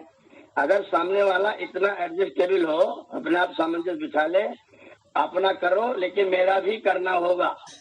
अगर ये भी करे तो फिर दोनों की तुलना हो सकेगी। वो एक करने नहीं देंगे, दूसरे आप तुलना करते रहिए तो आपका कभी लागू नहीं होगा। तो ये दोनों बातों को बहुत सावधानी से ध्यान रखना पड़ेगा करने के लिए, चलाने के लिए। आचार्य जी इस पर मैं ये कहना चाहूंगा कि झूठ और असत्य दोनों एक साथ नहीं रह सकते हैं। पारा और पानी एक साथ नहीं हो सकता है, इस बात को समझना पड़ेगा। अगर आपको सत्य छोड़ना है तो झूठ को छोड़ना ही छोड़ना है। नहीं, जैसे झूठ को छुड़वाना है, स्वामी जी ने आज समाज झूठ को छुड़वाने के लिए धोखा हुआ है। सत्य को ग्रहण करने और असत्य को छोड़ने में सर्वदा उद्यत रहना चाहिए। किसको किसको स्वामी मूढ़ जी लोगों को कि समझदार लोगों ने को? आर्य समाज के नियम में दिया हुआ है, सत्य के ग्रहण करने और असत्य के छोड़ने में सर्वदा उद्यत रहना चाहिए। आप सिद्धांत पढ़ रहे हैं और यहाँ व्यवहार की बात हो रही है। आप सिद्धांत पढ़ रहे हैं, सत्य को ग्रहण करने, सत्य को छोड़ने में उद्यत रहना चाहिए। यहाँ व्यवहार की बात हो रही है कि दूसरे को सत्य का ग्रहण कराया कैसे जाए, वो तरीके की बात हो रही है। सिद्धांत तो सबको याद है, सत्य ग्रहण करने में उद्यत रहना चाहिए। उस सत्य को दूसरे को पकड़ाने का तरीका क्या होना चाहिए, उस पर विचार बताइए। आपका क्या विचार है? मेरा विचार आप अपने किसी साथी को अपना सत्य पकड़ाना चाहेंगे, कैसे पकड़ाएंगे, उसका तरीका क्या है? मैं अपना उदाहरण बता रहा हूँ आचार्य जी कि जैसा मेरा परिवार पूरा सनातन धर्मी है, आज भी मतलब पौराणिक मान्यताओं को मानने वाला है। जब से मैं पतंजलि साथ 2018 से जब मैं जुड़ा, और मैं उस समय एकदम घोर पौराणिकवादी था, और मैं पूरा अभी तक, और बचपन में जब मैं यूपी कॉलेज से BSc AG कर रहा था, जब से मुझे आर्य समाज की जैसे वो दिखे वहाँ यज्ञशाला, तुरंत मन में जो है अपमानजनक शब्द ही आए कि ये धर्म को नहीं मानते, ये नहीं। लेकिन जब धीरे धीरे कृष्ण कुमार गुरुजी मिले और वो मध्यम मार्ग मतलब तर्क का मार्ग अपनाए। जैसे हमारे यहाँ मैंने कहा मैं गुरुजी मैं चाहता हूँ कि अपने बर्थडे पे मैं केक ना काटूं, मैं यज्ञ करवाना चाहता हूँ, तो यज्ञ किए। फिर उस पे धीरे धीरे उन्होंने, आज भी हम लोग जैसे समाज में यही करते हैं, वो वैदिक परंपरा को हम सबसे ऊपर रखते हैं, जैसे ये नहीं कि हम पीछे रखते हैं, उनके पौराणिक मत को लास्ट में भी जोड़ देते हैं ताकि उनको भी लगे, क्योंकि शुरुआत में लोगों को कम याद रहता है। जैसे पिक्चर चल रही है, अंतिम वाला ज्यादा रहता है, अरे हीरोआ मरी गए, बड़ा गड़बड़ भय, ई भय ऊ भय। शुरू की पिक्चर जो है कम, तो शुरू में ही हम वैदिक मान्यता को जो है रखते हैं, उसी पे तर्क होता है। फिर उसके बाद धीरे धीरे मुझे मोड़ते मोड़ते जैसे जैसे मेरी लेवल का स्तर बढ़ता गया, वैसे वैसे एक एक पुस्तक पकड़ाते गए, इसको पढ़ो इसको पढ़ो। आज जो है मैं पूर्ण रूप से वैदिक मत को मानने वाला। इसी तरीके से अपने घर में मैं कर रहा हूँ आचार्य। जैसे हमारी बड़ी माता जी नहीं उतना मानती, मैं उनसे तर्क करता हूँ तो सत्यार्थ प्रकाश उनको मैंने कहा आप पढ़िएगा। फिर श्रीमती जी से कहा तो पहले समोल्लास पढ़े, उनको कुछ समझ में नहीं आया, कहीं कहाँ पढ़ रहे हो, हमको तो कुछ समझ में नहीं आ रहा। हम कहे अब जब आप पढ़ोगी तो मेरे साथ पढ़ना, मैं बताऊंगा कैसे कैसे क्या है। तो ये मैं चाह रहा था कि इस तरीके से किया जाए जी। वो मैं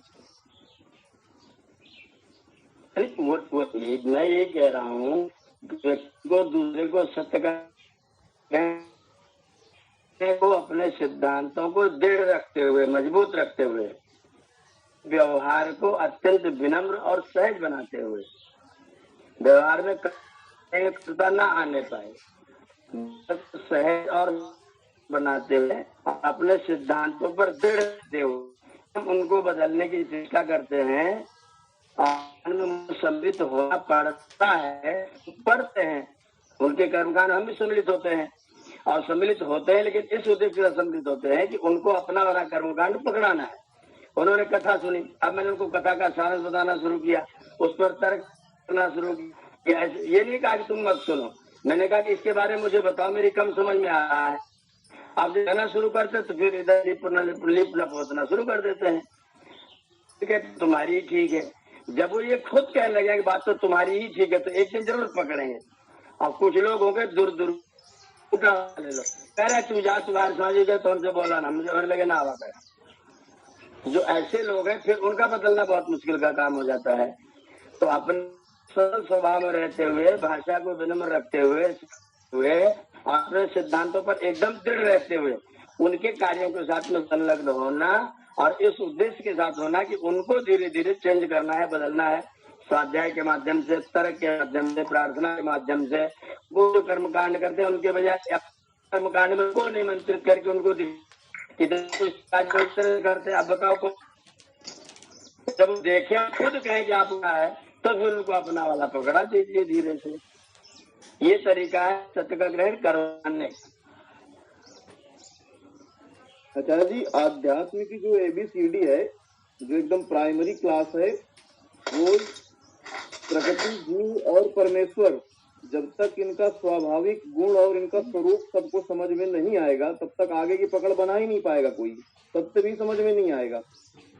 तो सबसे तो प्राइमरी क्लास यही है कि इनको सबको जब भी प्रचार कर रहे हैं जो भी है, तो इन तीनों चीजों का स्वभाव और स्वरूप अच्छे से समझाया जाए, तर्क के साथ और प्रमाण के साथ, तब बात आगे भूमिका बन पाएगी। हाँ, बिल्कुल। हर जगह भूमिका ढीली रहेगी, बात सिद्ध नहीं हो पाएगी, कितना भी प्रयास कर लें। भाषा में बिना कोई बनाए, बिना कोई बताए अपनी बात को पूर्वक, प्रमाण पूर्वक अगर आप देते हैं रख सकते हो, आप दूसरों को अपनी बात समझा सकते हैं, अन्यथा आपकी बात इस जमाने में कोई सुनेगा नहीं। हम अपनी बात समझाएं सरलता पूर्वक, हमें उसके लिए सब करना पड़ेगा, लगे रहना पड़े, तो कोई जा सके तो बहुत अच्छा है, बदला जाना चाहिए।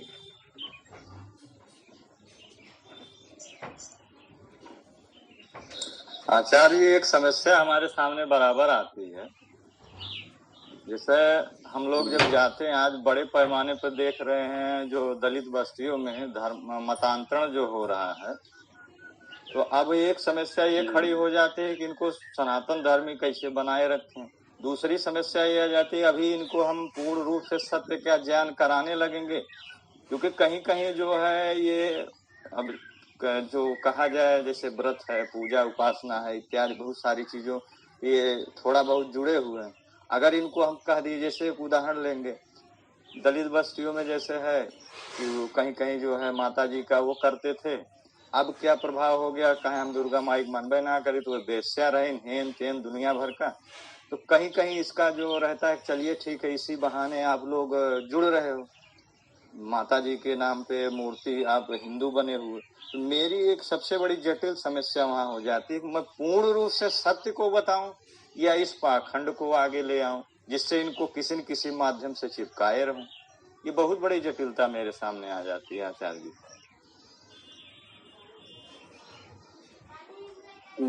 ये सब बीमारी राघवेंद्र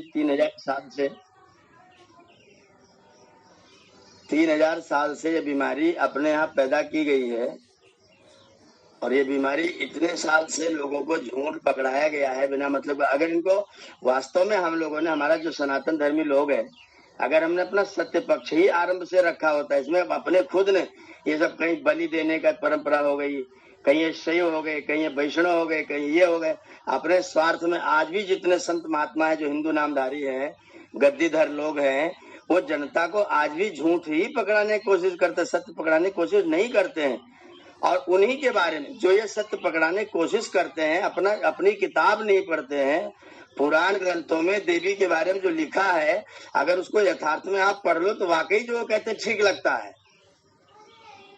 और आज भी हम उसी गंदगी का समर्थन भी करते रहते। एक सिरे से हिंदू जाति क्यों नहीं कहती, ये सब बेकार की बात है, सब मिलावट है, और इन ग्रंथों को हिंदू समाज में कुछ भी मान्यता नहीं, निकाल के फेंक देने के लायक है। हमारी निंदा जो विधर्मी लोग कर रहे हैं, ईसाई कर रहा है, मुसलमान कर रहा है, ये बौद्ध कर रहे हैं, जैन कर रहे हैं, जो भी कर रहे हैं, वो हमारे ग्रंथों के प्रमाण से कर रहे हैं, और हम उन ग्रंथों को आज भी गले में चिपका करके पकड़ना चाहते हैं, उनको छोड़ना नहीं चाहते बिल्कुल भी। इन चीजों को हिंदू जाति बिल्कुल सिरे से क्यों नहीं नकार देती कि जो तुम्हारा लिखा हुआ सब बकवास है। वो इसको ओढ़े रहना चाहते हैं, उसी की प्रशंसा करना चाहते हैं, उसी में लोगों को लाना चाहते हैं। मतलब अंधेरे में रहो, अंधेरे की मानो, अंधेरा ओढ़ो, अंधेरा बिछाओ, न सुधरेंगे, न हम किसी को सुधरने देंगे, चाहे निंदा हो। एक भी व्यक्ति, जितने गद्दीधर हैं, ये इन बातों का निंदा करने नहीं जाते कि ये बात वहां पर गलत लिखी गई है, ये उसका समर्थन करते हैं, उसके लिए उल्टे सीधे तर्क देते हैं। कृष्ण ने कपड़े चुराए, इसके लिए 100 टन गधों के पास में है। कृष्ण ने चुराया ही नहीं, जो लिखा वो गलत लिखा, ये एक वाक्य में नहीं कह पाते हैं। क्यों भाई? जब तक आपके ये पुराण ग्रंथ जिंदा हैं समाज में, तब तक आपके इन ग्रंथों को, आपके हिंदुत्व को गाली कभी बंद नहीं हो सकती, जान लीजिए। और अगर आप इनको मना करोगे तो गाली का आपके साथ पूरी किताब ला के देगा, ये क्या लिखा है, इसका अर्थ तुम बता दो मुझे, हम इसको समझ लेंगे। और एक भी संत महात्मा जितने हैं गद्दीदारी, इनका एक भी जवाब नहीं दे सकता। अगर प्रश्न कर दे ला करके, आपकी किताब रख के प्रश्न करेगा और आप पे जवाब नहीं बनेगा, ऐसा लिखा हुआ है। हमारे हिंदू जो लोग हैं, जो हमारे संत महात्मा अंकराचार्य शंकराचार्य बने घूम रहे हैं, जगह पर मांस ला दे, चर्बी ला दे, दाढ़ी मूछ पे 1-1 कुंटल तो पट्टे ने माला रुद्राक्ष की माला लाद रखी सिर पर, जगह पर बाल बना लिया, उसे में संत बना घूम रहा है।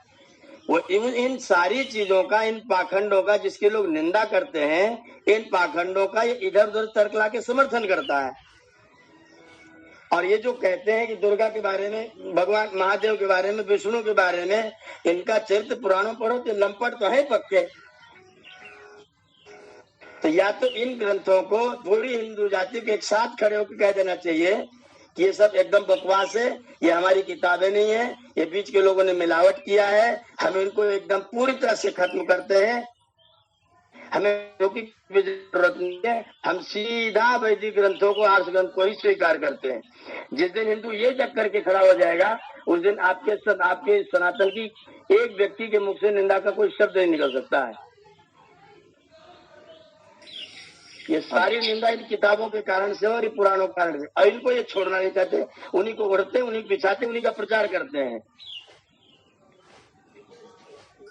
और फिर कहते तुम हमारे सनातन में बने रहो। क्यों बने रहेंगे भाई?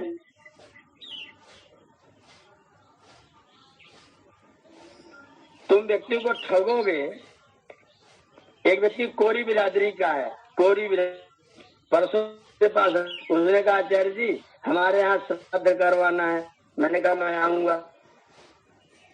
फिर बोले क्या क्या कैसे कैसे करना पड़ेगा। मैंने उसको बना दिया, ऐसे ऐसे फलाहार बना, हम लोग फलाहार भी करेंगे। वो बोला हम तो कोरी हैं। मैंने कहा इसीलिए आप यहाँ मैं फलाहार करना चाहता हूँ, मैं इसीलिए तुम्हारे यहाँ फलाहार करना चाहता हूँ क्योंकि तुम कोरी हो। बोला और लोग तुम्हारे यहाँ खाते ही नहीं। मैंने कहा मैं खाने आ रहा हूँ, और मुझसे ज्यादा बड़ा शास्त्र पढ़ा यहाँ कोई व्यक्ति बता दो। बोले नहीं शास्त्र तो आप नहीं पढ़े। मैंने कहा मैं तुम्हारे यहाँ खाने आ रहा हूँ।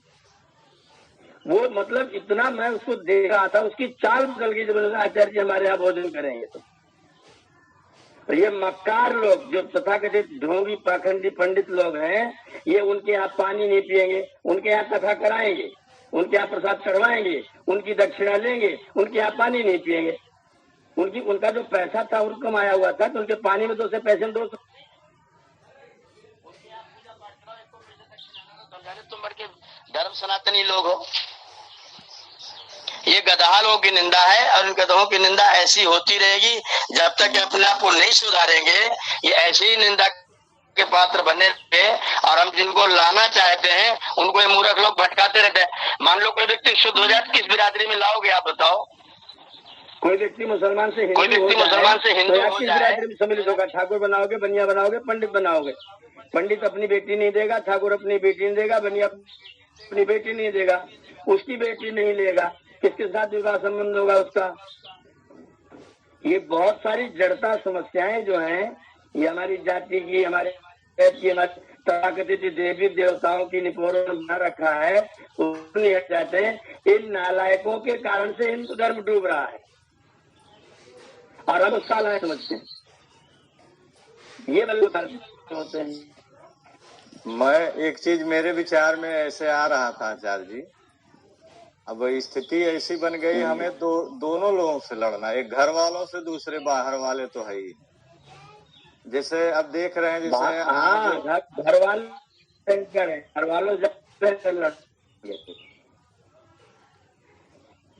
मैंने एक चीज देखा, मैंने उनसे सीखा। कोई टेलीविजन चैनल खोलिए, कोई किताब खोलिए, ये उन्हीं चीजों की प्रशंसा में गीत गाए जा रहे हैं।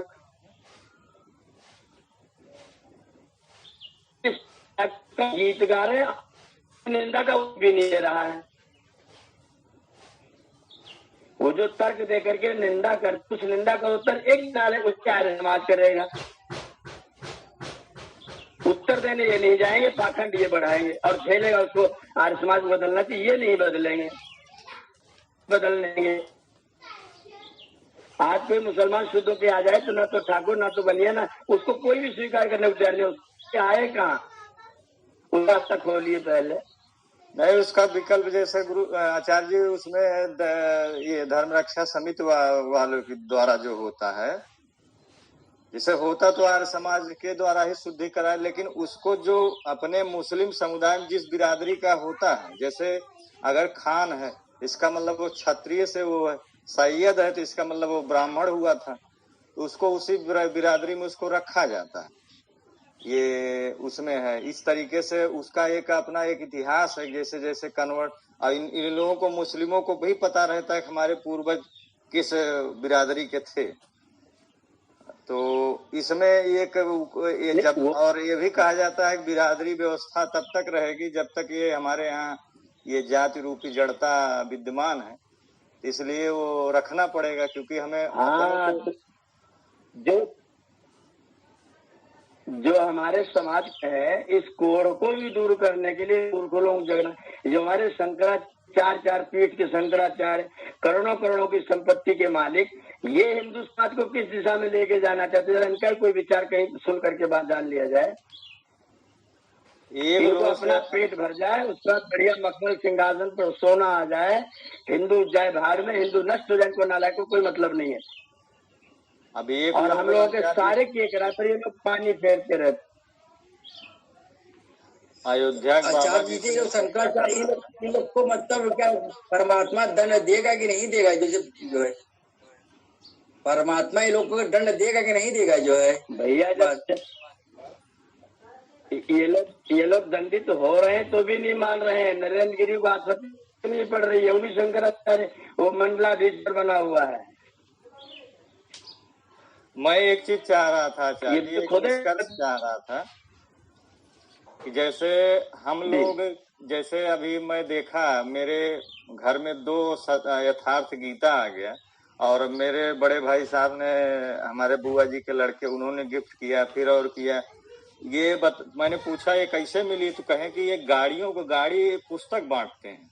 तो उनसे मैं एक चीज विचार बनाया कि अगली बार मैं जो आप आचार्य जी बता रहे थे किस भगवान श्री कृष्ण के ऊपर या भगवान राम जी के ऊपर पतले पतले ग्रंथ हो जो हिंदू समाज जिसको आसानी से पढ़ ले जाए, एक दिन का प्रवचन रखा जाए, जैसे जयंती के पर्व पे तो प्रवचन टाइप भी रखा जाए, वहाँ इस तरीके के पुस्तकों को वितरित किया जाए कि सत्य ये है, आप देखिए भगवान श्री कृष्ण का चरित्र क्या था, भगवान राम का चरित्र क्या था।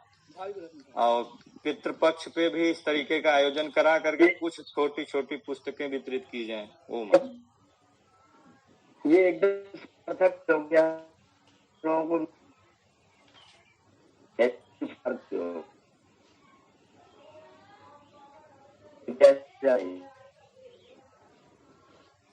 आवाज साफ नहीं आ रही आचार्य।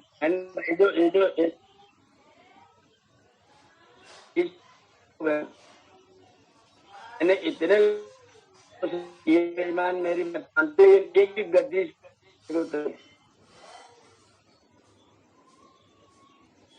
सैकड़ों मात्र बात क्या खूब तर्क करे, खूब ठीक मानते हैं आप, बिल्कुल कह रहे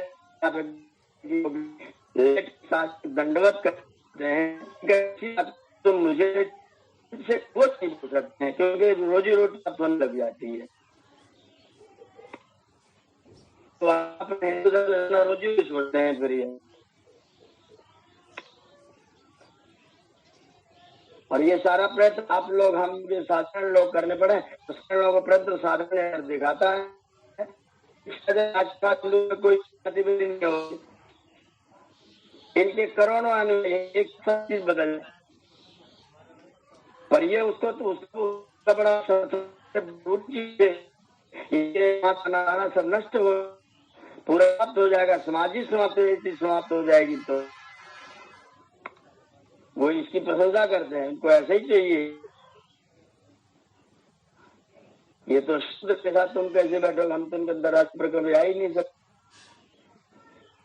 इसकी प्रस्तुता देख रहा था, जो बढ़िया दो ही व्यक्ति उनके बेटे बम्बई में रहते हैं, वो दोनों जगह हम लोग जब इतना मतलब बढ़िया 80 खुद भोजन बन रही थी,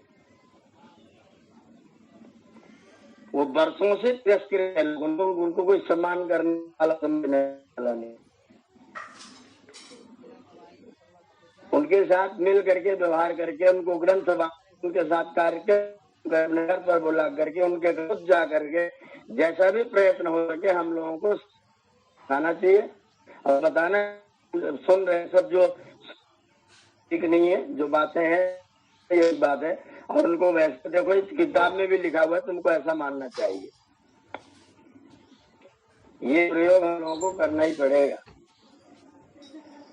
एक आचार्य जी मैं संकल्प लिया हूँ, जो 70 श्लोक का जो ओरिजिनल मूल प्रति थी भगवान श्री कृष्ण जी ने जो कहा है, उसको 1000 प्रति में बंटवाने के लिए वो अगले साल से भगवान श्री कृष्ण के जन्म दिवस पर ये चीज मैं प्रयत्न कर रहा हूँ। मैं चाहता हूँ आपके माध्यम से। कितने की है? अब उसके बारे में प्राइस तो नहीं लिखा है, उस पे मैं संपर्क कर रहा था, वो नंबर बंद बता रहा है। वो पीडीएफ जो है तो 1 लाख की संख्या में जी, वो पीडीएफ बहुत पुराना है तो आचार्य। फोटो चेक कर जी, पीडीएफ का फोटो चेक करके उसी रूप में कर लिया है, वो महंगा पड़ जाएगा आचार्य जी। फोटो कॉपी कराने में फिर बाइंडिंग कराने में महंगा पड़ जाएगा। या तो किसी पुस्तकालय जो प्रकाशक होते हैं अगर मुझको नमस्ते जी भाई साहब। नमस्ते जी। अगर हम उसको भाई साहब जी आचार्य जी, आचार्य जी जी रणजीत जी, अमर स्वामी प्रकाशन में उपलब्ध है। अमर स्वामी प्रकाशन में उपलब्ध है वो। ये जो लाजपत राय अग्रवाल जी जो करवाए थे 1925। हाँ वही। तो उसका नंबर मेरे पास भेज दीजिएगा। नंबर 1 मिला है, वो संपर्क नहीं हो पा रहा है उससे। ठीक है, वो लाजपत राय का पर्सनल नंबर हम आपको भेज देंगे अभी। भाई साहब ओम आज आप किस 5 प्रति भाई साहब मेरे भी तरफ से रहेगा और उसका भुगतान मैं कर दूंगा। 5 प्रति मुझे भी बांटने दे दीजिएगा। ठीक है भाई साहब। कुल कितना प्रति चाहिए जैसे हमको बता दीजिए, हम बोल दे रहे हैं, आ जाएगा। जी भाई साहब, 5 प्रति मेरी तरफ से रहेगा। उसका भुगतान मेरी तरफ से रहेगा और वो जो है 5 प्रति मैं बांटूंगा यहाँ पे। ठीक है। हाँ, एक और जो आचार्य जी बता रहे थे भगवान श्री कृष्ण की जीवन से संबंधित, वो कौन से राइटर थे आचार्य जी बताएंगे। ये दोनों पुस्तक को भगवान श्री कृष्ण के जन्म दिवस के दिन मैं वितरित करने का कार्यक्रम बना रहा हूँ।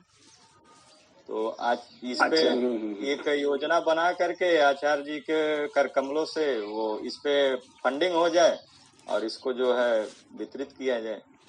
ठीक है आचार्य जी, 9 बजे के बाद हमारे संपर्क में रहेंगे, 2 घंटे तक बात हो जाएगी। वो किस राइटर की थी पुस्तक आचार्य जी जो आप बता रहे थे, कृष्ण जी के जीवन से संबंधित पतली सी बता रहे थे आप? किसी मैं भी उसको देख ले रहा हूँ। एक आचार्य समुपति मैंने लिखा है योगेश्वर कृष्ण जी। हाँ वो उन्हीं का लिखा हुआ है। वो पतली सी है, मोटी सी है? एक कोई पतली, बहुत पतली है। हाँ जी, बहुत पतली है वो। पतली ज्यादा, क्योंकि बहुत सारे लोगों को हम देखते हैं वो पढ़ना नहीं चाहते हैं। इतना हिंदू समाज अब गिर गया है, वो पढ़ना ही नहीं चाहते हैं। 1 घंटा बैठाने की बात हो जाएगी, हमारे गैया भागत बा, हई होत बा, हऊ होत बा, यही चीज में परेशान रहते हैं जी। जब उनको सिखाया गया है कि राम का नाम सुनने मात्र से कल्याण हो जाता, क्यों पढ़ेंगे वो? बिल्कुल सही। जब उन्हें सिखा दिया गया है कि पढ़ने की जरूरत नहीं, खाली सुनने मात्र से कल्याण हो जाएगा, गंगे तो दर्शनान मुक्ति, देखने से मुक्ति हो जाती है, तो फिर क्या जरूरत है फिर करने की? राघवेंद्र जी शुभ कार्य में देरी नहीं करते, जो विचार में आया है उसको तत्काल लागू करने की व्यवस्था करिए, संपर्क करिए, मंगाइए और बांटना शुरू कर दीजिए। विधिवत जो है आप अलग से कीजिएगा।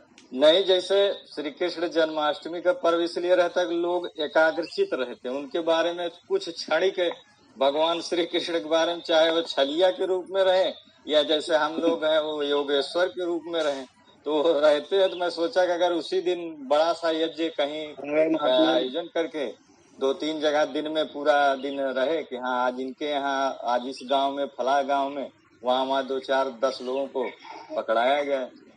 प्रतियां मंगाकर बांटना शुरू करिए, उसको विशेष आयोजन उसका करिए। ठीक है गुरु जी। ठीक है, हमको बता दीजिएगा, हम फोन नंबर आपको दे देंगे मार्ग साहब, आप जैसे कहेंगे वैसे हो जाएगा जी। अब इस पे आचार्य जी योजना बनाएंगे। ठीक है जी। सत्र का समापन का समय लगभग हो रहा है। आप लोग सिद्धांत से व्यवहार तक आ गए। सिद्धांत से व्यवहार से कर्तव्य तक आ गए। हो रहा है। जी। अभी कर्म तक उतर रहे हैं, इसलिए अब हो रहा है। कर्म अभी आपका लगभग, हाँ, सिद्धांत जब तक कर्म में नहीं उतर जाए तब तक टाइम कहाँ हुआ है। अब कर्म में उतर रहा है तो टाइम। कार्य तुरंत समाप्त करवाइए। शांति पाठ अब समाप्त होना चाहिए। राघवेंद्र जी शांति पाठ कीजिए। हाँ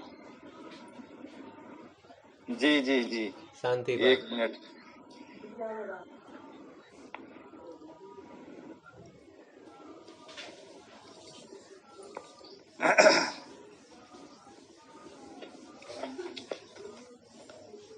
आवाज जा रही? बिल्कुल आ रही है। ओम बिल्कुल आ रही है जी।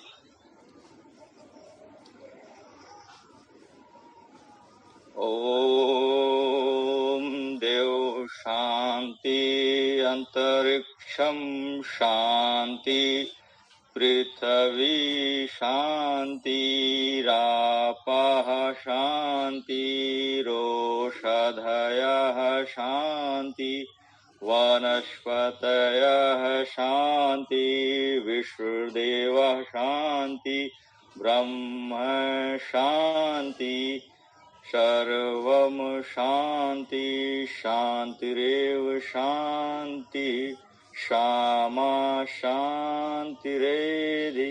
ओम शांति शांति शांति। सर्वेभ्यो नमः। आचार्य ओम नमस्ते।